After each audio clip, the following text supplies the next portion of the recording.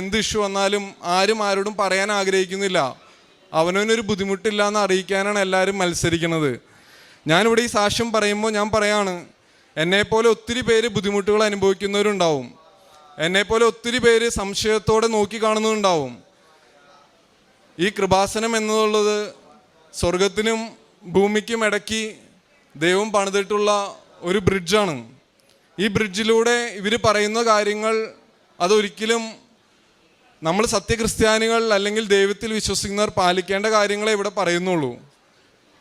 അതുകൊണ്ട് തന്നെ തീർച്ചയായിട്ടും ഈ കൃപാസനത്തിൽ വന്നിട്ടുള്ള ഒരാൾ പോലും എല്ലാം ഉൾക്കൊള്ളാൻ സാധിച്ചില്ലെങ്കിൽ പോലും ഒരു ദൈവവിളി ഇല്ലാതെ ഇവിടെ വരാൻ സാധിക്കില്ല എന്നും അതുവഴി അവരറിയാതെ തന്നെ ഒത്തിരി അനുഗ്രഹങ്ങൾക്കിടെ ഒരു ബണ്ടിലായിട്ടാണ് അവർ ഇവിടുന്ന് തിരിച്ചു പോകുന്നത് എന്ന് ഞാൻ ഉറച്ചു വിശ്വസിക്കുന്നു.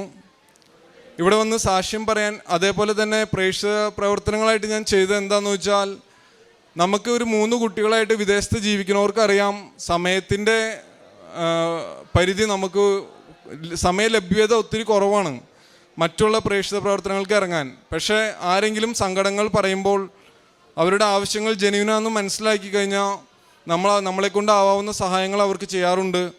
പിന്നെ ഏതൊരു വ്യക്തിക്കും വളരെ എളുപ്പത്തിൽ ചെയ്യാൻ പറ്റിയൊരു പ്രേക്ഷിത പ്രവർത്തനമാണ് നമ്മുടെ ഫേസ്ബുക്കിലും വാട്സപ്പിലൊക്കെ സ്റ്റാറ്റസ് ഇടാന്നുള്ളതും ഷെയർ ചെയ്യാന്നുള്ളതും വചനം പങ്കുവെക്കുക എന്നുള്ളതും.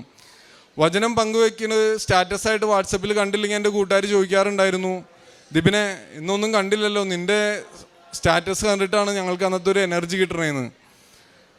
പിന്നെ എല്ലാവരോടും ഞാൻ കൃപാസനത്തെക്കുറിച്ച് സംസാരിക്കാൻ തുടങ്ങി.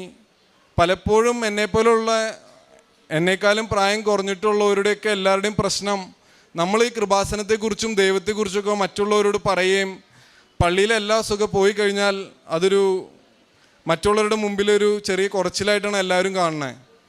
പക്ഷേ സത്യത്തിൽ പറഞ്ഞാൽ നമ്മുടെ ഓരോരുത്തരുടെയും ജീവിതത്തിൽ ഓരോ അവസ്ഥകൾ വരുമ്പോഴാണ് ഇതിൻ്റെ ആഴം മനസ്സിലാക്കണേ. ആദ്യമേ പള്ളി പോകുമ്പോൾ എന്താണ് കുർബാന എന്നും കുർബാനയിൽ എത്രത്തോളം അതിന് ഡീപ്പായിട്ട് പങ്കെടുക്കണമെന്നും മനസ്സിലാക്കാൻ സാധിക്കാത്തൊരു കാലഘട്ടം എൻ്റെ ജീവിതത്തിലുണ്ടായിരുന്നു.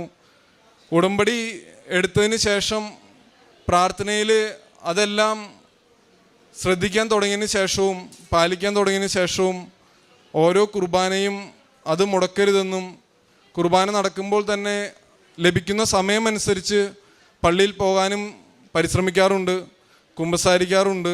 ഇത്രയേറെ അനുഗ്രഹങ്ങൾ തന്ന കൃപാസന മാതാവിനും അതോടൊപ്പം തന്നെ സർവശക്തനായ ദൈവത്തിനും 1000 നന്ദി. ഒരു കാര്യം പറയാൻ ഞാൻ വിട്ടുപോയി.